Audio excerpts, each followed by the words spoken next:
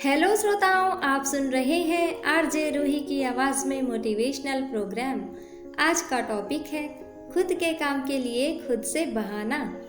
अधिकतर लोगों की आदत होती है कि किसी काम को करने का मन ना हो तो खुद से ही बहाना कर लेते हैं और उस काम को टाल देते हैं, जबकि वह काम किसी और का नहीं बल्कि खुद हमारा होता है और हमारी ही जिम्मेदारी होती है।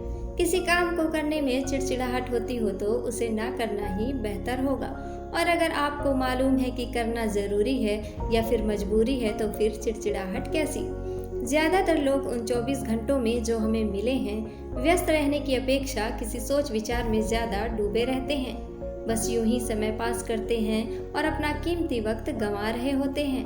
उनके अपने विचार और उनकी अपनी भावना इतना बड़ा मुद्दा है कि उनका ज़्यादातर वक्त उनसे निपटने में ही लग जाता है।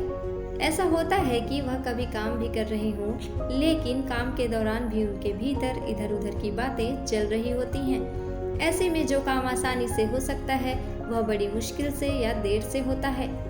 अगर हम अपने जीवन में अपने विचारों और भावनाओं पर काबू रखना सीख लें तो जरूर अपना काम जितने समय में करते हैं उससे आधे समय में ख़त्म कर सकते हैं।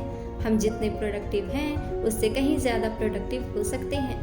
वैसे तो आपको किसी काम को करने में तभी कड़ी मेहनत करनी होती है जब आप उस काम के बारे में नहीं जानते हैं, उस काम से अनजान होते हैं, इसलिए टालते हैं। लेकिन आप उन कामों को भी टालते हैं जो आसानी से कर सकते हैं, जबकि आप उसमें माहिर होते हैं। अगर आप किसी काम को जानते हैं तो फिर टालना क्यों? दरअसल हर किसी को अपने कंफर्ट जोन से बाहर निकलना पसंद नहीं होता और हम बहाने ढूंढते हैं कि कैसे काम को टाल सकें, लेकिन इससे खुद का ही नुकसान होता है, किसी दूसरे का नहीं।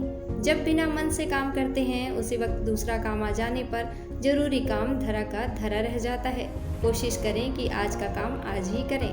वह काम आज नहीं तो कल हमें ही करना है, नहीं तो हमें दोगुनी मेहनत करनी होगी। जरूरी काम करने के बाद गैर जरूरी काम कर सकते हैं। अपने काम को पूरी खुशी से करें क्योंकि वह हमारा ही काम है। ऐसा करने से वह बहुत आसान हो जाएगा और कम समय में पूरा कर पाएंगे। इसी तरह की जिंदगी से जुड़ी जानी पहचानी बातों पर गौर करने के लिए सुनते रहिए मुझे यानी आरजे रूही को। शुक्रिया।